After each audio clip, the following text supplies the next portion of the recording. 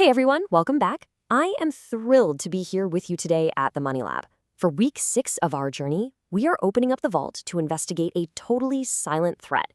It's basically a phantom that is, right now, actively targeting your wealth. Okay, let's dive into this. What is breaking into your bank account literally every single second?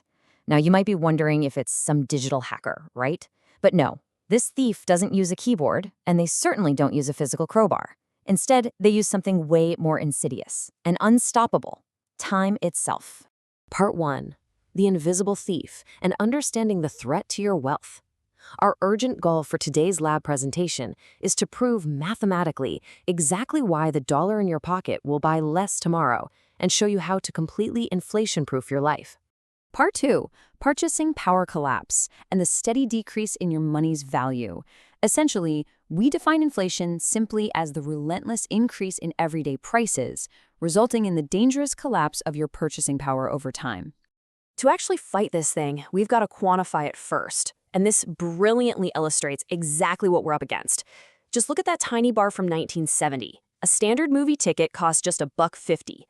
Fast forward to 2026, and that exact same movie experience, $18. I mean, the movie didn't get 18 times better, right? Your currency just got significantly weaker. It's what we like to call the mattress trap. Think about it. If you had stuffed $10,000 in physical cash under your mattress back in the year 2000, well, you could pull it out today, and sure, the paper still proudly says 10 grand. But that exact same stack of bills, it's going to buy you about half as much stuff today as it did back then. Half. That is our core lab concept for why we refer to idle cash as melting ice. Let's put this into perspective. Compare a standard inflation rate, let's call it 3%, to a traditional run-of-the-mill bank yield of maybe 0.01%. If your cash is just sitting there in a regular account without a proper financial engine driving it, it literally melts.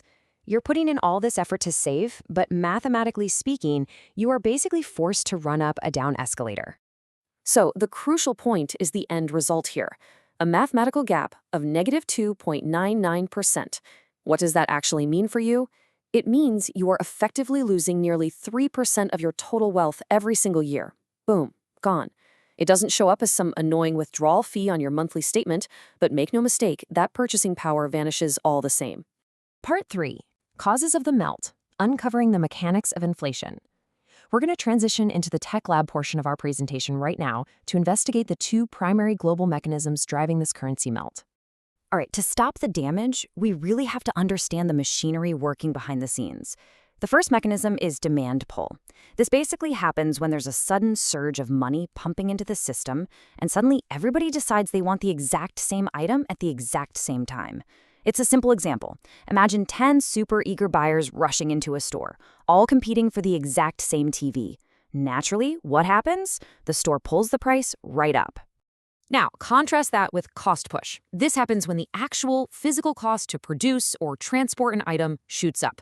Think about massive global supply chain shifts or soaring transportation costs. It just costs significantly more to physically move goods. This is exactly why everyday, boring items like a simple carton of eggs can suddenly cost as much as a small steak. The eggs haven't changed at all. It's just that the cost to get those eggs onto the grocery shelf has pushed the price completely through the roof. Now, what's really interesting about this slide is that it requires a total paradigm shift. Listen to this. Prices aren't high, your currency is low. Really let that sink in. Grasping this specific distinction is absolutely the first step to true financial maturity. Those eggs didn't suddenly become a luxury good. The dollar you are holding simply holds less power. Part 4. Assets versus liabilities and building your defense. It's time to pivot from the problem to the solution here. How exactly do you plan to fight a thief you cannot even see?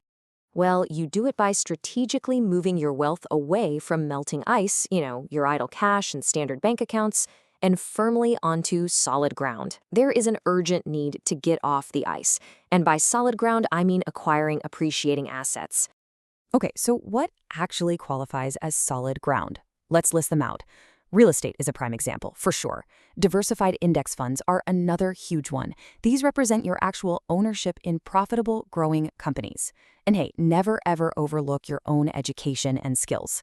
While cash is just sitting there losing value, these specific assets have a proven historical track record of keeping pace with or even beating the ever-rising cost of living over time.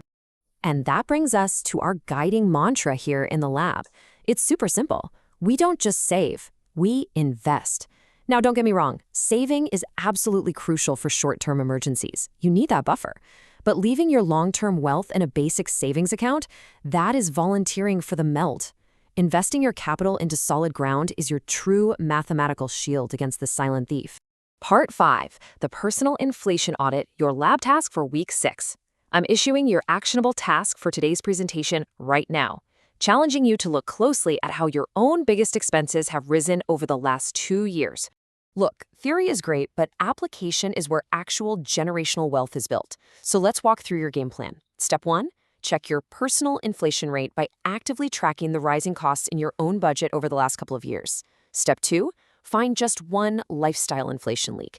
An area where you're spending more simply because you can, not because you actually need to.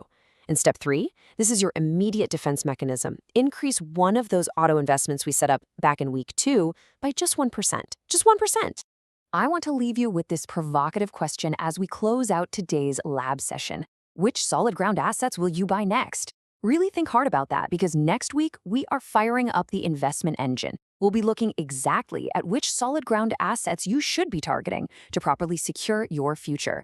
Make sure you hit subscribe so you can stay right here in the Money Lab with us. Until next time, protect your wealth and keep building that shield.